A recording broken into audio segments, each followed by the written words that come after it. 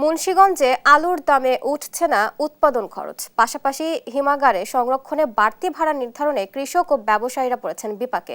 এ নিয়ে আরও জানাতে সরাসরি যুক্ত হচ্ছেন সহকর্মী সুমিত সরকার সুমন। অতিরিক্ত টাকা গুনে আলু বিক্রিতে কৃষক ব্যবসায়ীরা লোকসানে পড়েছেন কি?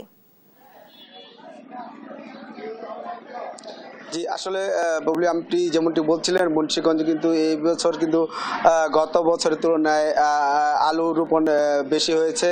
তো এবং কৃষকরা যেটা বলছেন যে গত বছর যে বীজ, আলু, সার এবং কীটনাশক যেই দামে ক্রয় করেছেন তার চেয়ে কিন্তু দ্বিগুণ পরিমাণ কিন্তু এবার সেই আলু কিন্তু বীজ আলু কিন্তু তারা সংগ্রহ করেছেন। এতে করে কিন্তু তাদের উৎপাদন খরচ অনেক বৃদ্ধি পেয়েছে। তারা কিন্তু যেটি বলছেন যে এই বছর তারা জমিতেই তাদের 20 থেকে 22 টাকা করে কিন্তু তাদের এই আলু জমিতেই খরচ হয়েছে। এদিকে কিন্তু কোল্ড স্টোর অ্যাসোসিয়েশন কিন্তু গত বছর 60 টাকা নির্ধারণ করলেও এই বছর কিন্তু 8 টাকা করে কিন্তু তারা কোল্ড স্টোরের ভাড়া বৃদ্ধি করেছে। এখানে কিন্তু কোল্ড স্টোর মালিকরা কিন্তু গত বছরও কিন্তু যেই কোল্ড স্টোরের নির্ধারণ ছিল সেই দামে তার চেয়ে একটু কম তারা নিয়েছে। এই বছর কিন্তু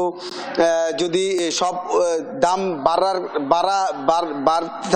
থাকায় কিন্তু কৃষকরা বিপাকে পড়েছেন এবং এখানে যে ব্যবসায়ী আছে ব্যবসায়ীরা কিন্তু বিপাকে পড়েছেন। তো এখানে কোল্ড স্টোর গত এই ফেব্রুয়ারির শেষের দিকে তাদের এই কোল্ড স্টোর তারা কিন্তু আলু সংরক্ষণ করার জন্য কোল্ড স্টোরে যে টুকিটাকি কাজ থাকে সংরক্ষণের জন্য তাদের সার্ভিসিংয়ের কাজ কিন্তু প্রায় শেষের দিকে। তারা কিন্তু কোল্ড স্টোর পুরোপুরি প্রস্তুত রেখেছেন বলে আমাদের এখানকার কর্তৃপক্ষ জানিয়েছেন। তো এখানে আমি মুক্তারপুর বিক্রমপুর স্টোরে একজন ম্যানেজার, আমি তার সাথে একটু কথা বলবো যে এখানে এই বছর আপনাদের খরচ কেমন এবং আলু সংরক্ষণ দাম বাড়িয়েছেন কিনা। ধন্যবাদ দেশ টিভি কর্তৃপক্ষকে। এই বছর ইনশাআল্লাহ আমরা বিভিন্ন পর্যায় থেকে যা সংবাদ পাচ্ছি, শতভাগ আলু উৎপাদনের সক্ষম সকল কৃষকই। তবে এই বিগত কয়েক মাস দাম বাড়িয়েছেন 1 টাকা করে, এই বিষয়ে একটু বলবেন। এটা কোল্ড অ্যাসোসিয়েশন ব্যাপার। কোল্ড স্টোরেজ অ্যাসোসিয়েশনকে তো এইটার অধীনস্থ যারা আছে তারা তো ওইটাকে ফলো করতে হবে। তবে কোল্ড স্টোরেজ অ্যাসোসিয়েশনের উপর ভিত্তি করলে এখানে সংরক্ষণ করে যারা তারা কিন্তু এটা পরিপূর্ণ সায় দিতে চায় না।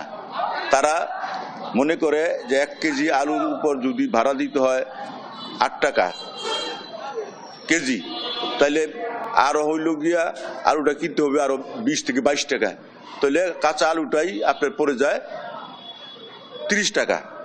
তারপরে কোল্ড স্টোরের ভিতরে যখন ইন করলে সেখানে তার এই আরো খরচা আছে, এতে ইত্যাদি মিলে আপনার আলু খরচ হয়ে যায় প্রায় 35 টাকা কৃষক এবং ব্যবসায়ীদের। তো 35 থেকে 35 হাজার টাকা যদি এখানে বিক্রি হয়ে যায়, মানে খরচ হয়ে যায়, তারা তো 5 টাকা পার কেজিতে লাভ করার আশাবাদী। সেই হিসাবে তো আপনার খুচরা বাজারে 45 টাকার মতো প্রায় হয়ে যায়। আচ্ছা, যেই দাম আছে এই দাম থাকলে কি কৃষক তাদের চালান পাবে কিনা? না, বর্তমানে কৃষক যে চালানের কথা বলছেন, এই চালানটা এখন যে আপনার আলু মার্কেটে যেটা পাওয়া যাচ্ছে, ভোক্তারা যেটা নিচ্ছে, এই মূল্যটা এরকম থাকবে না। যখন কোল্ড স্টোরেজগুলি সব সচল হয়ে যাবে, যখন সংরক্ষণ শুরু করবে, তখন এটা পর্যায়ক্রমে এই আলুটা তো পরিপক্ক হইয়া জমিতে উঠবো, পরিপক্ক হয়ে উঠে ওটার ভ্যালুও অন্যরকম, মানও অন্যরকম, তখন দাম একটু বাড়বে। ধন্যবাদ আপনাকে। আসলে আপনি যেমনটি শুনছিলেন, এখানে কিন্তু তারা জানিয়েছেন যে কৃষকরা কিন্তু এখন বাজারে যেই দাম রয়েছেন সেই দাম থাকলে কিন্তু কৃষকরা তাদের চালান পাবে না বলে এখানে জানিয়েছেন আমাদের কৃষক এবং ব্যবসায়ীরা। তো এই বছর মুন্সিগঞ্জের 10.5 লক্ষ মেট্রিক টন আলুর লক্ষ্যমাত্রা নির্ধারণ করা হয়েছে।